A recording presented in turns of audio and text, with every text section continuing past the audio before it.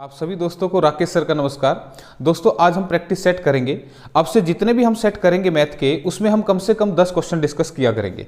तो जिन्होंने फर्स्ट और सेकंड सेट नहीं देखा है तो उसका लिंक आपको नीचे डिस्क्रिप्शन बॉक्स में मिल जाएगा। तो करते हैं आज की क्लास को शुरू। तो पहला क्वेश्चन आपके सामने है, what will be the angle between minute and hour hand in a clock at 7:20।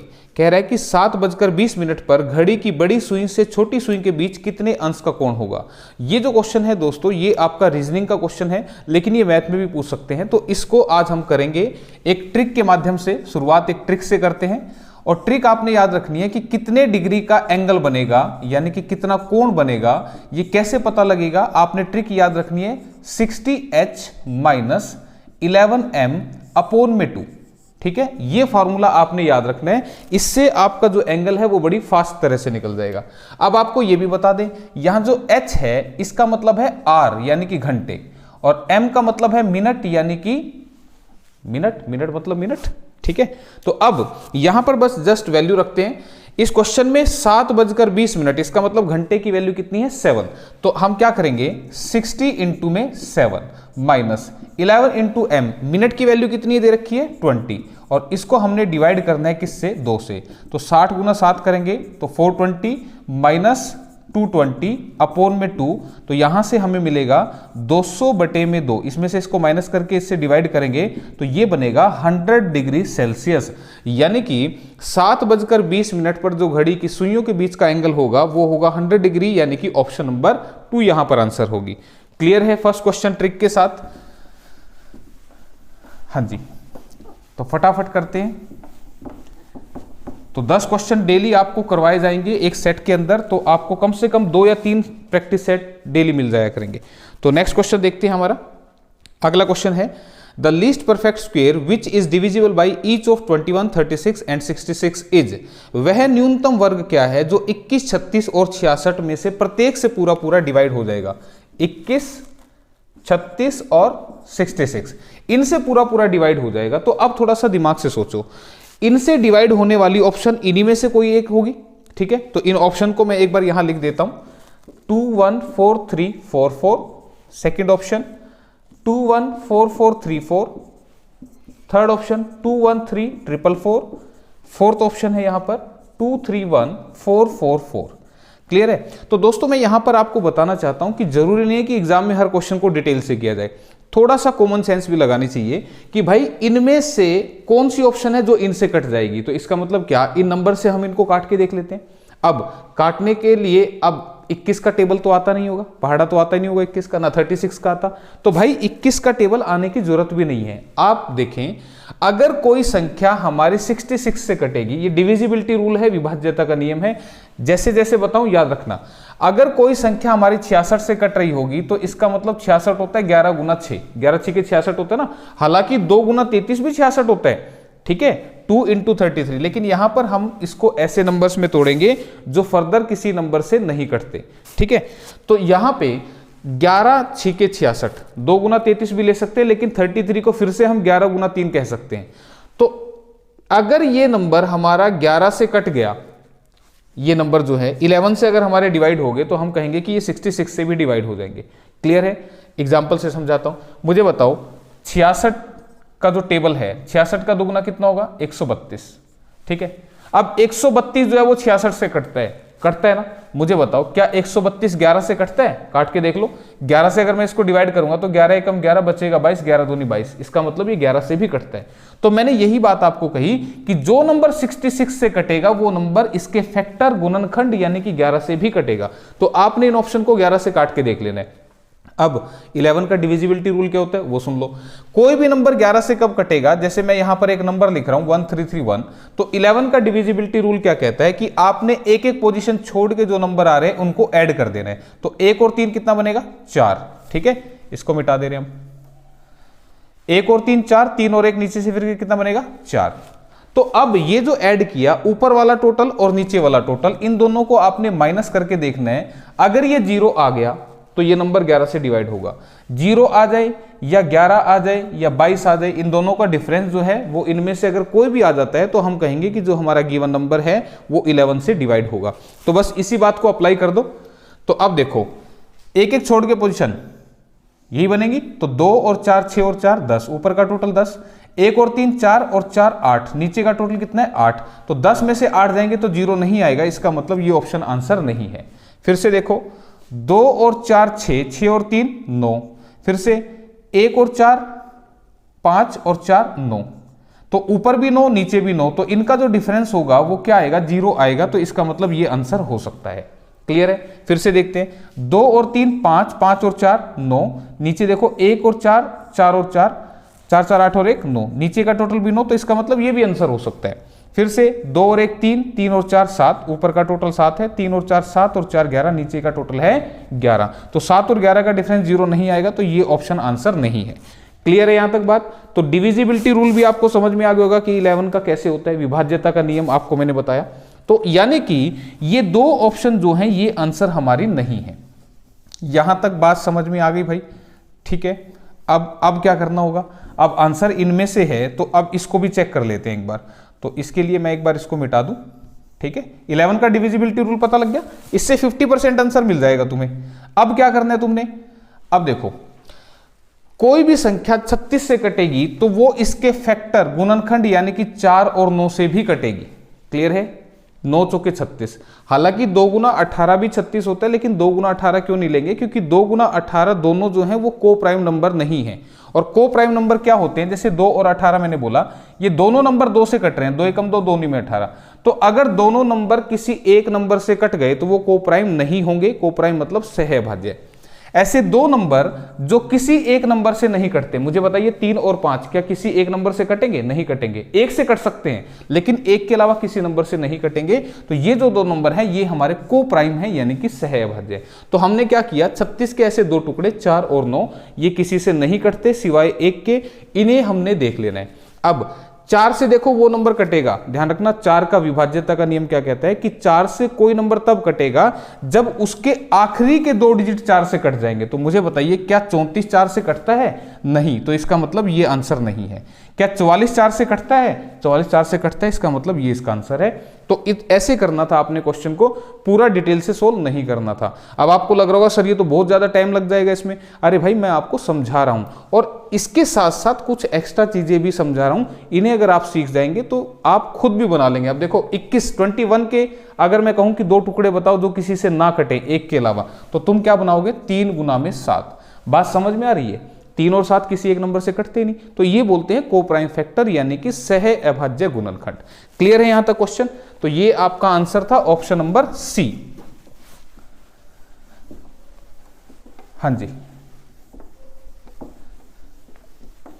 इसके बाद नेक्स्ट क्वेश्चन देखो।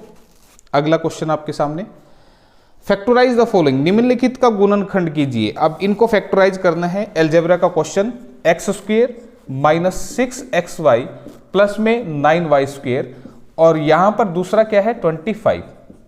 ठीक है, ये आया हुआ क्वेश्चन एग्जाम में। तो अब देखो इसको करने के लिए आप क्या करो, इसको क्या लिख सकते हो, x माइनस 3y का होल स्क्वायर। मैंने कैसे लिखा, मैंने देखा इसमें कौन कौन सी टर्म है जिसके ऊपर स्क्वायर लगा है, तो मुझे दिखा x के ऊपर स्क्वायर लगा है और 9y के ऊपर स्क्वायर लगा है। तो आपने क्या करना है, x ले लिया और यहां से y के स्क्वायर का y ले लिया और 9 का स्क्वायर का 3 का स्क्वायर करूंगा तो 9 बनेगा, तो वहां से मैंने 3 ले लिया। अब मुझे ऐसा कैसे पता लगा भाई, इस बात को भी देख लो। ये जो है भाई ये एक फॉर्मूला है, फॉर्मूला क्या, a माइनस बी के होल स्क्वायर का, जो कि क्या होता है a² plus b² minus 2ab। ठीक है, वो मुझे कैसे पता लगा, मैंने देखा इन पे स्क्वायर लगा और यहां पे माइनस लगा हुआ है। अब इस चीज को मैं देखो खोल के दिखाता हूं, ये x माइनस 3y का होल स्क्वायर क्या बनेगा तुम बताओ, x² इस फॉर्मूले के हिसाब से प्लस 3y का स्क्वायर करेंगे तो 3 का स्क्वायर 9 और y का स्क्वायर y² लिखा जाएगा, minus 2 into a into b, तो 2 इंटू x इंटू 3y करेंगे तो आप देखो क्या ये x² plus 9y² minus 6xy, यही चीज नहीं आ गई? बिल्कुल यही आ गया। तो ध्यान रखना ये एक फार्मूला था जिसे मैंने यहां पर लिख दिया। अब ये अगर फार्मूला है तो फिर इसको भी हम क्या लिख सकते हैं, 5 का स्क्वायर। 25 को आप 5 का स्क्वायर बोल सकते हैं। ठीक है, अच्छा एक बात और बता रहा हूं, अगर यहां पे ये प्लस लिखा होता ना तो फिर ये प्लस वाला फार्मूला बनता है। इस बात को ध्यान रखना, जिसमें xy आ रहा है उसका साइन डिसाइड करेगा कि फॉर्मूला किस चीज का बनेगा। क्लियर?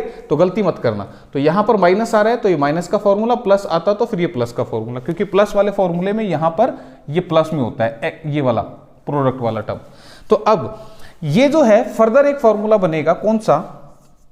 ए स्क्वेयर माइनस बी स्क्वेयर का, जो कि किसके बराबर होता है? ए प्लस बी और ए माइनस बी के बराबर। फर्दर एक ये फॉर्मूला है, इन्हें याद रखना, ये मोस्ट कॉमन फॉर्मूले हैं जो अधिकतर इस्तेमाल होते हैं। तो यहां से देखो ये पूरा क्या है? ये है ए स्क्वेयर, जिसको मैंने छिपा दिया, ये ए है, तो ये ए स्क्वेयर माइनस बी स्क्वेयर बन गया। तो मैं इसको क्या लिख सकता हूं? ए प्लस बी और ए माइनस बी। तो ए क्या है? ये पूरा, तो लिखो एक्स माइनस 3y प्लस 5, और फिर से क्या लिखो? X minus 3y minus 5। तो मैंने क्या लिखा? a प्लस बी, तो a ये है, प्लस करके ये लिख दिया, फिर a माइनस करके ये लिख दिया। तो ऐसा ऑप्शन कहीं दिख रहा है आपको? तो x minus 3y plus 5, x minus 3y plus 5 देखो इसमें लिखा हुआ है, और x minus 3y minus 5 option number 4 में लिखा हुआ है। तो ऑप्शन नंबर 4 इसका आंसर है। तो ध्यान से निशान लगाना, इस पे कभी गलत लगा दो। क्लियर है? तो ये था आपका अलजेब्रा से रिलेटेड क्वेश्चन। फार्मूले याद रखना, और ये सब इतना समझा रहा हूं आपको, ठीक है? डायरेक्टली आपको देख के ही जजमेंट लग जाएगा, लेकिन मैंने आपको कहा था कि ये प्रैक्टिस सेट ऐसे मैंने बनाए हैं कि जिसको कभी नहीं भी पता कि ये फार्मूले कैसे थे, उनको भी सिखाने की कोशिश मैंने की है। ठीक है? तो नेक्स्ट क्वेश्चन आपके सामने, इफ 3 की power x plus y this is equal to 81, और क्या दे रखा है? 81 की पावर x माइनस वाई कितना दे रखा है? 3। तो आपसे पूछ रहा है कि x बाई वाई क्या होगा, x अपॉन में y ये क्या होगा, ये आपसे पूछना चाह रहा है। तो देखो अब इसको कैसे करते हैं, ये सर्ड इंडिसेस घातांक एवं करने का क्वेश्चन है। यहां पर आप देखो अगर बराबर आ जाए ना, तो जैसा यहां लिखा है ना वैसा यहां भी बनाना पड़ेगा। तो मैं इसको क्या लिख सकता हूं? 3 की power x plus y equal to 3 की पावर 4। आपको बता दें 81 को अगर हम तोड़ के देखें तो ये 3 से कटता है 27 पे, 3 से फिर से 9 पे, 3 से 3 पे और 3 से 1 पर। तो 3 कितनी बार दिख रहा है यहां पर? 4 बार। तो आप इसको लिख सकते हैं 3 की पावर 4। बात समझ में आ रही है? कोई नंबर जितनी बार मल्टीप्लाई होता है उसकी पावर में बना के लिख देते हैं।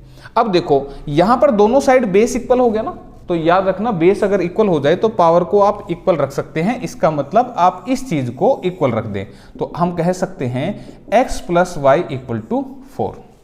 क्लियर? अब देखो ये मैंने पूरा लिख के दिखाया, लेकिन अब मैं इसको डायरेक्ट लिख के दिखा रहा हूं। ठीक है? कोशिश करना। मुझे बताओ 81 जो है क्या वो 3 की पावर 4 नहीं है? अभी अभी तो बताया मैंने 81 को 3 की पावर 4 लिखा जा सकता है ना। तो अब देखो दोनों साइड बेस इक्वल हो गया, तो अब इनको इक्वल रख देंगे। अब इधर क्या है भाई? इधर 1 है, जब कुछ नहीं है तो वहां 1 होगा। तो मैं लिख सकता हूं 4x minus 4y equal to 1। मैंने मल्टीप्लाई कर दी यहां पे। ठीक? अब देखो ये बनी इक्वेशन 1 और ये बनी इक्वेशन 2। तो यहां से हम इन दोनों इक्वेशन को सोल्व करके x और y की वैल्यू को निकाल लेंगे। कैसे? अब देखो मैंने कहा इक्वेशन 1 को हम मल्टीप्लाई कर दें किससे? 4 से, और फिर इसमें से हम क्या कर दे? ऐड कर दे इक्वेशन 2 को। इक्वेशन 1 को 4 से मल्टीप्लाई करना, तो करो पहले 4x जमा 4y जमा 4 चौके 16। इक्वेशन 1 की 4 से मल्टीप्लाई होगी। फिर इसमें प्लस करना है इक्वेशन 2 को। इक्वेशन 2 क्या है वो लिख दो, 4x माइनस 4y से ये इक्वल टू लिखना है भाई, ये इक्वल टू है, मल्टीप्लाई कर दिया तो यहां पे इक्वल टू कितना है? 1। अब देखो अब ये इक्वेशन ऐसे बन गई, तो अब इनको हमें क्या करना है? ऐड करना है। ऐड करेंगे तो देखो ये आपस में कट जाएगा, एक प्लस का और एक माइनस का। ये कितना बनेगा? 4 और 4 8x। ये कितना बनेगा? 17। तो x कितना बन गया? 17/8। तो x की वैल्यू हमारे पास आ गई। अब इस x की वैल्यू को आप किसी भी इक्वेशन में रख दो, इस x की वैल्यू को यहां रख दो चाहे यहां रख दो, आपको y की वैल्यू मिल जाएगी। तो उसको मैं इधर लिख रहा हूं। अगर मैंने x रख दिया 17/8 प्लस में y इक्वल टू 4, और यहां से y कितना मिलेगा? 4 माइनस 17/8। ये उधर जाएगा तो माइनस हो जाएगा। ठीक है? अब इसको सोल्व कैसे करते हैं ये भी देखो। आप है ना इसको ऐसे लिख के करते हो भाई, 8 लिखा, फिर 4 अट्ठे 32 माइनस 17, ऐसे आप सोल्व करते हो। तो आप कहोगे 7 और 5 12, ये बना 15/8। ऐसे करते हो ना सोल्व। इसी चीज को इतना लिख के दिखाने की जरूरत नहीं है। कैसे?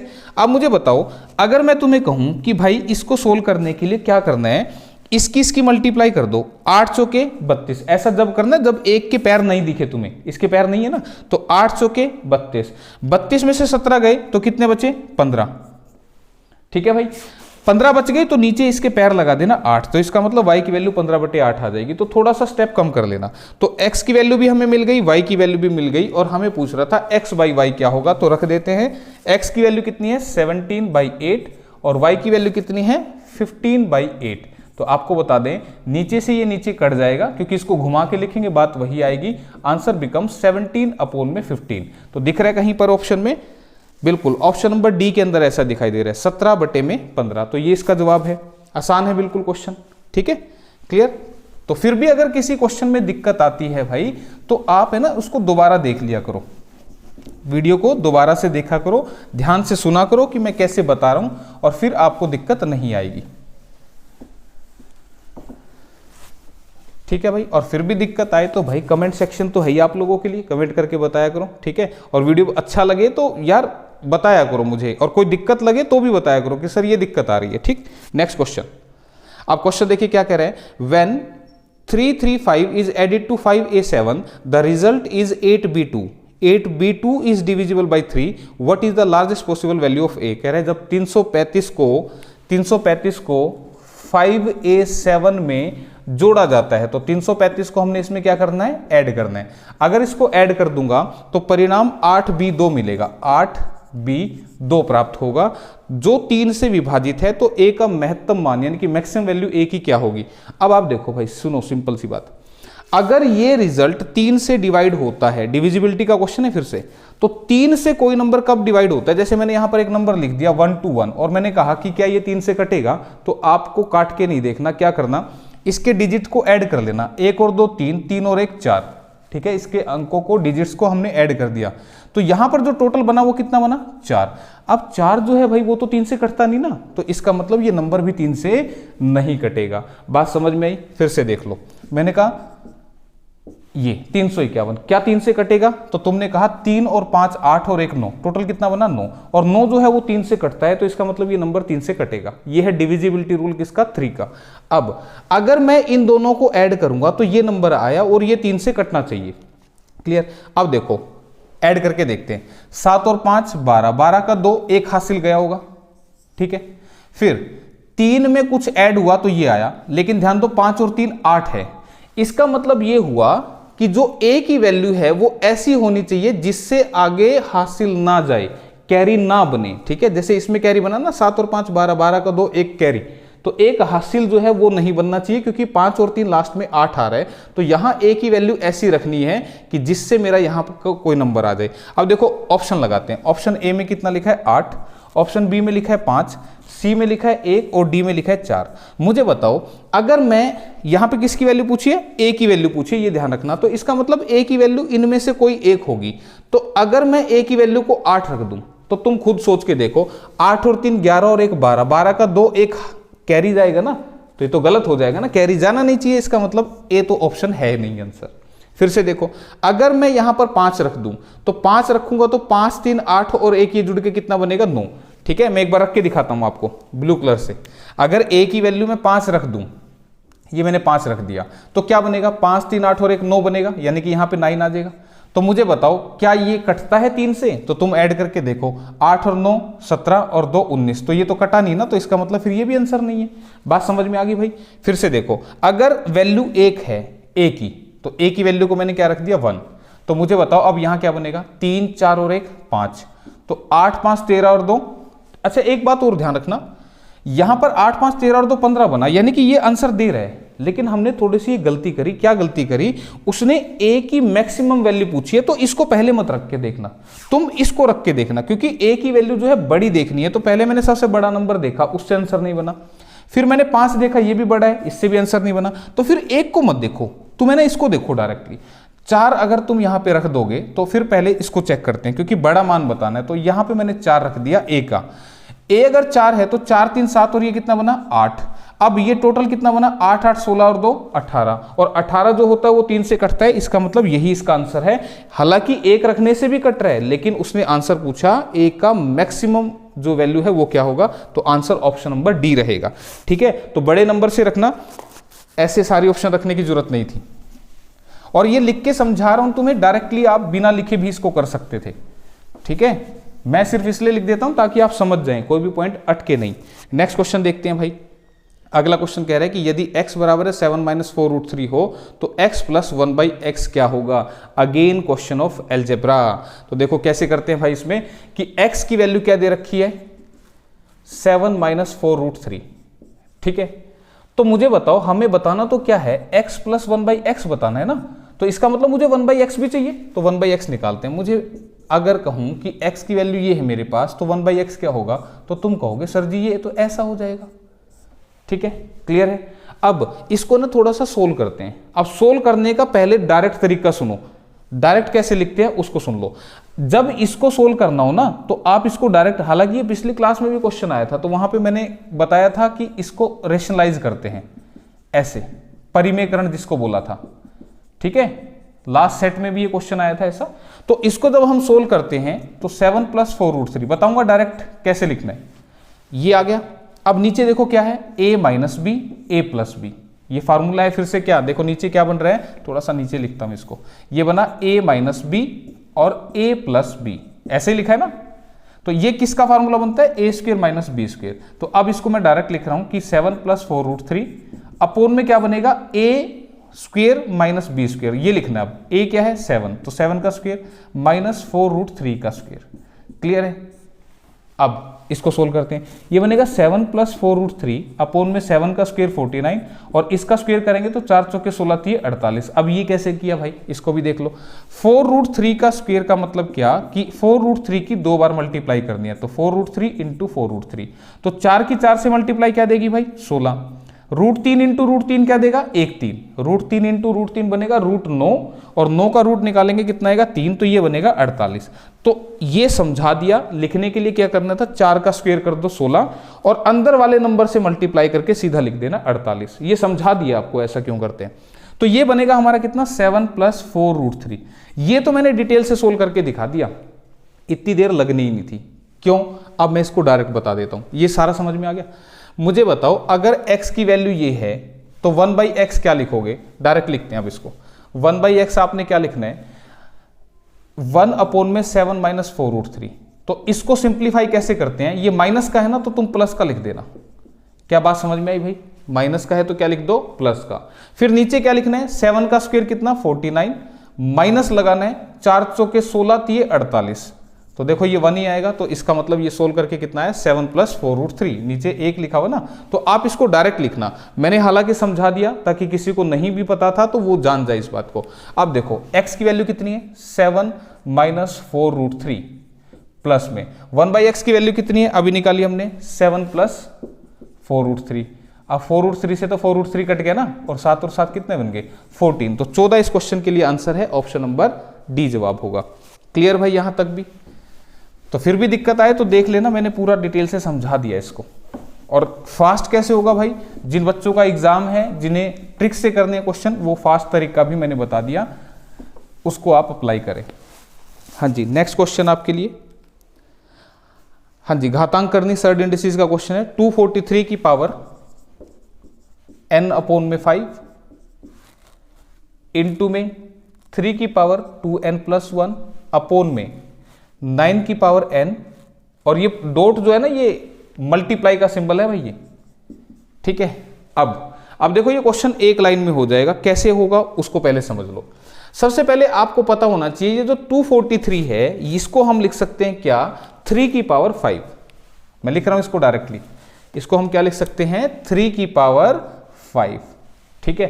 अब ऐसा मैंने क्यों लिखा, देखो 243 को अगर आप ब्रेक करेंगे 243 को, ये याद हो जाएंगे 3-4 बार करोगे तो 3 8 24 3 एकम 3 3 दूनी 6 3 7 21 3 9 27 3 3 9 3 एकम 3 1 2 3 4 5। तो 243 को 3 की पावर 5 लिख सकते हैं, बात समझ में आ गई।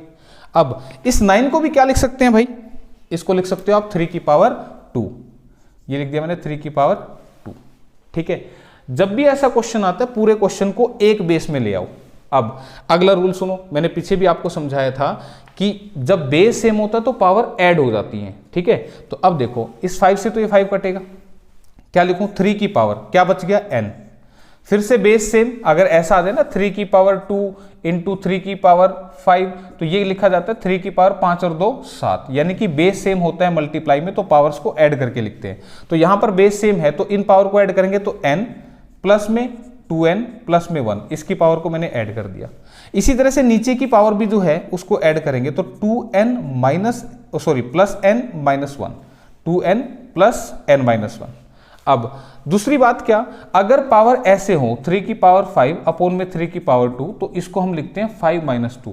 जब भी पावर नीचे से ऊपर जाती है तो वो क्या होती है, ऊपर जाके माइनस हो जाती है, ठीक है, उसका साइन चेंज हो जाता है। तो अब इस स्टेप को फर्दर क्या लिखा जाए, 3 की power n plus 2n plus 1, ठीक है, या इसको ऐड करके लिख देता हूं सीधा। ऐड करूंगा तो कितना बनेगा, देखो n और 2n कितना बनेगा 3n प्लस में 1। नीचे वाली पावर है 2n और 1n, कितना बनेगा 3n। ये ऊपर जाएगा तो कितना बनेगा माइनस का 3n।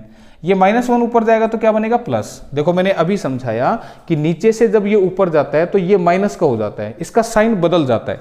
तो यहां पर इसको तो लिख दिया सेम, जब ये 2n और n कितना बना 3n, ये ऊपर गया तो माइनस का हो जाएगा, ये माइनस वाला प्लस। अब देखो इससे ये कटा, क्या बच गया 3 की पावर 1 प्लस 1 2, और आंसर कितना बना 9। तो दिख रहा है कहीं 9, ऑप्शन नंबर बी में दिख रहा है, ठीक है। तो इस तरीके से करना था भाई ये क्वेश्चन। तो ये रूल्स हैं भाई, इसलिए समय लग रहा है ज्यादा क्योंकि आप लोगों को नहीं पता होगा, मैं बीच बीच में से करवा रहा हूं ना क्वेश्चन, इसलिए, ठीक है। तो ऐसे कराना एग्जाम में। नेक्स्ट क्वेश्चन कह रहे हैं कि how many cubes each of edge 3 centimetre can be cut from a cube of edge 15 centimetre. 15 centimetre भुजा वाले घन में से 3 सेंटीमीटर भुजा वाले कितने घन बनाए जा सकते हैं, ठीक है। अब मैं पहले आपको एक बार घन दिखा देता हूं प्रैक्टिकली। हाँ जी, ये जो आप देख रहे हैं इसे हम बोलते हैं क्या, क्यूब। लिखा है ना उसमें क्यूब यानी कि घन। तो ऐसा होता है क्यूब।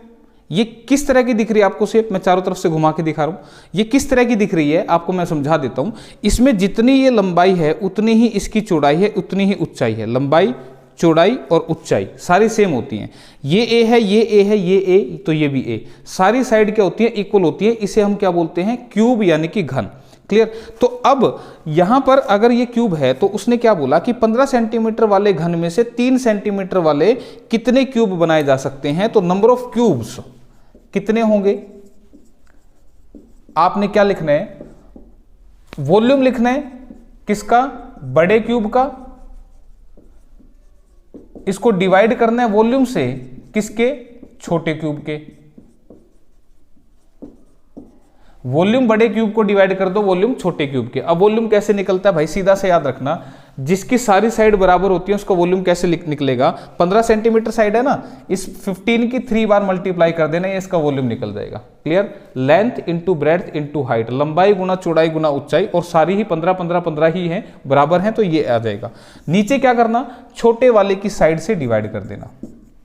तो 3 पंजे 15, फिर से 3 पंजे 15, 3 पंजे 15, तो 5 पंजे 25 पंजे 125, यानी कि टोटल 125 यहां पर क्यूब बनेंगे, ऑप्शन नंबर सी। और ये वाला क्वेश्चन खूब पूछा जाता है एस्टेट सीटेट में, फेवरेट क्वेश्चन है उनका, ध्यान रखना इसको, ठीक है। तो ये था आपका क्वेश्चन। तो नेक्स्ट क्वेश्चन आपके लिए, A candidate who score 30% fails by 5 marks, while another candidate who score 40% marks get 10% more marks than the minimum pass marks. The minimum marks required to pass are, कह रहा है कि एक प्रतियोगी को 30% अंक प्राप्त होते हैं और वो 5 अंकों से फेल हो गया। दूसरे को कितने मिले, 40%, जो कि पास होने से 10 अंक ज्यादा हैं, तो अधिक अंक प्राप्त होते हैं। तो उत्तीर्णांक क्या है, यानी कि passing marks, minimum passing marks कितने हैं, ये आपसे पूछना चाह रहे हैं। 3 तरह के क्वेश्चन यहां पूछे जा सकते थे, पासिंग मार्क्स पहला, दूसरा टोटल मार्क्स कितने हैं, और तीसरा हो सकता है पासिंग परसेंटेज कितनी है। तो अब ऐसे क्वेश्चन को करने का पहले मैं फास्ट तरीका बता देता हूं। मुझे बताओ यहां 30% दिख रहा है और 40% दिख रहा है, दोनों का डिफरेंस कितना है, तुम कहोगे 10%। क्या ये बात समझ में आई, मैं फास्ट तरीका बता रहा हूं पहले, ठीक है। ये 10% क्या है, इस 40% और 30% का अंतर है, माइनस में मत लेना, सीधा लिखना। फिर इसको आप बराबर रखना है किसके, एक बार तो 5 अंक से फेल हो गया, एक बार क्या हो गया 5 से फेल, और दूसरी बात क्या है, 10 अंक ज्यादा मिल गए पास होने से, 10 अंक ज्यादा है पासिंग मार्क्स से। तो अगर फेल पास आ जाए तो इन दोनों को ऐड कर देना, तो ये कितना होगा 15। तो यहां से आपको मिलेगा कि 10% जो है वो 15 अंक के बराबर है।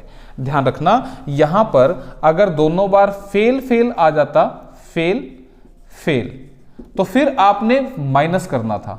अगर पास आ जाता, दोनों बार पास होता, तो फिर भी आपने माइनस करना था। इस बात को याद रखें।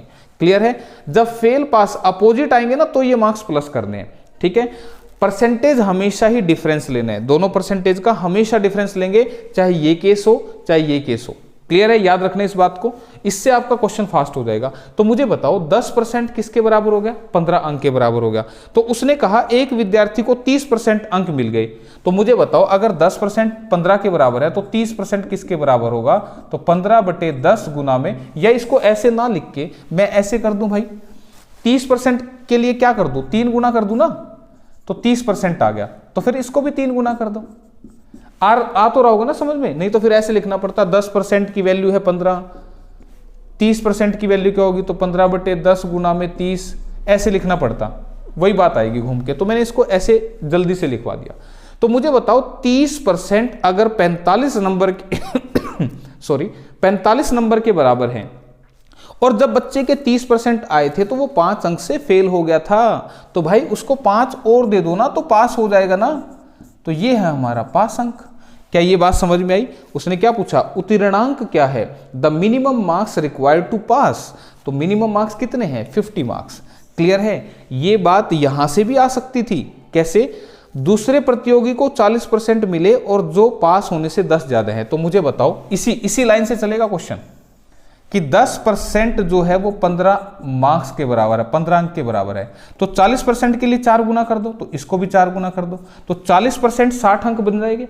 अब किसी बच्चे के 60 नंबर आ गए, जो पासिंग से कितने ज्यादा हैं? 10 ज्यादा हैं, तो इसमें से 10 माइनस कर दो, तो 50 से क्या आ जाएंगे? Passing marks. तो कहीं से भी आप आंसर निकाल सकते हो। क्या पहला क्वेश्चन समझ में आया? दूसरा क्वेश्चन क्या पूछ सकता था? दूसरा क्वेश्चन ये पूछ सकता था कि परीक्षा के टोटल अंक कितने होंगे? तो मुझे बताओ 10% 15 मार्क्स के बराबर हैं, और आपसे पूछ रहा है एग्जाम के टोटल मार्क्स बता दो। तो 10% 15 नंबर के बराबर है, तो 10 को 10 मल्टीप्लाई कर देंगे तो 100% बन जाएगा ना। तो तुम इसको भी 10 से मल्टीप्लाई कर देना, तो इसका मतलब टोटल मार्क्स एग्जाम के कितने हैं? 150। तो ऐसा भी पूछ सकता है, इसको ध्यान रखना। तो 150 आपका आंसर है। तो तीसरा क्वेश्चन पूछ सकता था पासिंग परसेंटेज कितना है? तो पासिंग परसेंटेज कैसे निकालना है उसको भी देख लो। Second question clear? ये टोटल मार्क्स हैं, दीज आर टोटल मार्क्स, यानी कि कुल अंक। ठीक है? अब तीसरा क्वेश्चन क्या पूछ सकता था कि पास का परसेंटेज कितना बनेगा? तो अब इस चीज को फिर से हम इसी से करेंगे। और ध्यान रखना, जो चीज पूछी जाती है उसको हमेशा राइट साइड में रखते हैं। ऐसा मैंने क्यों कहा? यहां तक अभी तक मार्क्स पूछ रहा था तो मार्क्स को राइट साइड में रखा। अब परसेंटेज पूछ रहा है, तो तुम मुझे बताओ 15 मार्क्स किसके बराबर हैं? 10% के बराबर है ना। तो परसेंटेज में पूछ रहा है, मैं पूछना चाह रहा हूं कि यहां पे पास परसेंटेज कितना होगा, तो उसका आंसर दे रहा हूं तुम्हें। तो पास परसेंटेज कैसे निकालोगे? अगर 15 नंबर 10% के बराबर है तो एक बच्चे को 5 अंक और चाहिए, तो 5 नंबर किसके बराबर होंगे? तो तुम कहोगे 10/15 गुना में 5, तो 5 दिए 15, 3 सही 1/3% के बराबर होंगे। क्या ये बात समझ में आई? अगर 15 नंबर 10% बना रहे हैं तो 5 नंबर कितना बनाएंगे? तो 10/15 और गुणा में 5, तो काटेंगे तो 3 सही 1/3%। तो 3 सही 1/3% अगर इसके और आ जाते तो ये पास हो जाता। तो पास परसेंटेज कितना होगा? क्या लिखोगे? 30% प्लस 3 सही 1/3%, तो 33 सही 1/3% जो है वो पासिंग परसेंटेज है। तो कोई भी क्वेश्चन पूछ सकते हैं, ध्यान से करना है आपने। क्लियर? यहां तक समझ में आ गया होगा अब आपको। क्वेश्चन एक है लेकिन समझा कहीं दिए मैंने, ध्यान से करना। और फास्ट करने का तरीका भी बता दिया, बस इन पॉइंट्स को जरूर याद रखना।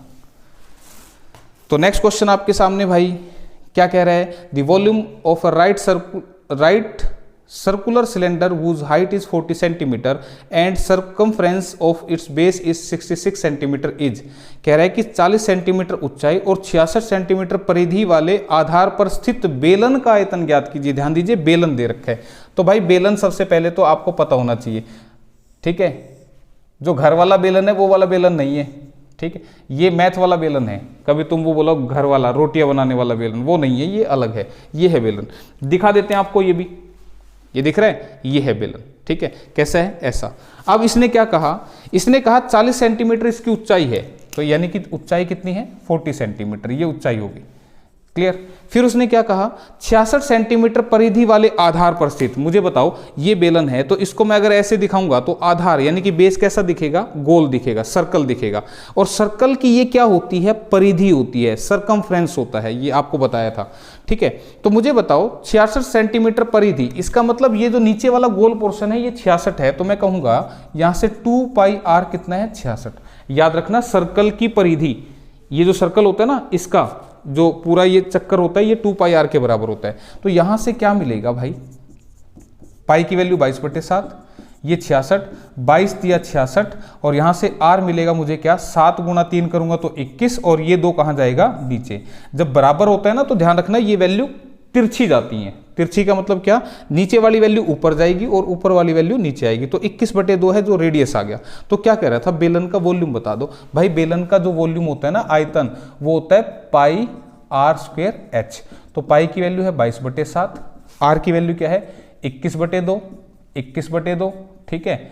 आर स्क्वायर का मतलब आर को 2 बार लेना था, और एच कितना है यहाँ पे 40। तो बस 7 से काट दो, 7 या 21, 2 से कटाइए 20 पर, 2 से कटाइए 10 पर, ठीक है। अब मल्टीप्लाई कर दो, 22 दिया 66 और 21 से मल्टीप्लाई करेंगे तो 66, 132, ठीक है। 6, 8, 3, 1, 1386 आ गया, और ये एक जीरो और बच गई, तो 13,860 सेंटीमीटर क्यूब ये क्या होगा, वॉल्यूम होगा। तो कहीं दिख रहा है, बिल्कुल ऑप्शन नंबर डी में दिख रहा है भाई। क्लियर है, यहां तक बात समझ में आ गई। तो बिल्कुल आसान था, इस तरीके से आपने करना था, 13,860, ठीक है। तो सेंटीमीटर क्यूब क्यों लिखा, क्योंकि 3 डायमेंशनल होता है वॉल्यूम, 3 चीजें होती हैं उसमें, लंबाई, चौड़ाई, ऊंचाई। तो नेक्स्ट क्वेश्चन आपके सामने, तो एक आखिरी क्वेश्चन और करते हैं, हालांकि 10 क्वेश्चन हो चुके हैं, लेकिन एक क्वेश्चन आ गया तो फिर से कर लेते हैं। कह रहे हैं one side of a rectangle is increase by 30% to maintain the same area, the other side will have to decreased by. किसी आयत की भुजा में 30% की वृद्धि होती है तो क्षेत्रफल समान रखने के लिए दूसरी भुजा में कितने % की कमी करनी होगी। ये one of the most important question है आपके एग्जाम के लिए। पहचान बताता हूं इसकी क्या है। एक भुजा 30% बढ़ा दी तो दूसरी भुजा कितने % कम करनी है। एक चीज इंक्रीज होगी, दूसरी साइड क्या होगी, डिक्रीज होगी। ये पहचान है। चीनी का प्राइस 20% बढ़ गया तो उसकी खपत कितने % से कम कर दूं। देखो प्राइस बढ़ गया तो खपत कितनी कम कर दूं, ताकि कुल खर्च जो है वो मेंटेन रहे, टोटल एक्सपेंडिचर मेंटेन रहे। फिर से सुनो, ए की इनकम बी से 10% ज्यादा है तो बी की इनकम ए से कितने % कम है। तो सेम क्वेश्चन फिर से, एक चीज ज्यादा तो दूसरी कम। तो ऐसा क्वेश्चन अगर आपको देखें तो पूरी स्टेटमेंट नहीं पढ़ना, सिर्फ पहली लाइन पढ़ना स्टेटमेंट की, कि किसी आयत की एक भुजा 30% वृद्धि हो जाती है तो 30% बढ़ा दी, तो जितनी बढ़ा दी उसको लिखना है ऊपर और नीचे लिखना है उसको 100 में प्लस करके। क्या बात याद रहेगी। अगर यही क्वेश्चन ऐसे होता कि किसी रेक्टेंगल की साइड को 30% से कम कर दिया तो ऊपर लिखना 30, नीचे लिखना 100 - 30, ठीक है। और कितना % हो गया तो मल्टीप्लाई कर देना 100। तो 30/130 और गुणा में 100 करेंगे तो इससे कटाइए, ये बन गया 300/13। अब 13 से काट दो, 13 दूनी 26, बच्चा क्या 40, 13 × 3 = 39, तो 23 सही 1/13%। तो दिख रहा है कहीं पर, बिल्कुल ऑप्शन नंबर ए में दिख रहा है भाई। तो ऐसे करना है आपने, बिल्कुल आसान क्वेश्चन है, कोई मुश्किल नहीं है इसमें, लेकिन ध्यान से करना, ठीक है। तो इंपॉर्टेंट क्वेश्चन था आज, क्वेश्चन 10+ हो गए। अब हर सेट में आपको इसी तरह से क्वेश्चन करवाए जाएंगे ताकि आपको भी लगे कि हाँ यार कुछ क्वेश्चन ज्यादा आ रहे हैं। हालांकि 10 से और भी ज्यादा हुए हैं, क्यों, क्योंकि मैंने एक क्वेश्चन के साथ और भी जुड़े हुए क्वेश्चन को डिस्कस किया है। तो बस आज इतना ही करते हैं, जल्दी ही अगले प्रैक्टिस सेट के साथ मिलेंगे। आज के लिए इतना ही, थैंक यू। और कमेंट करके जरूर बताना मुझे, थैंक यू।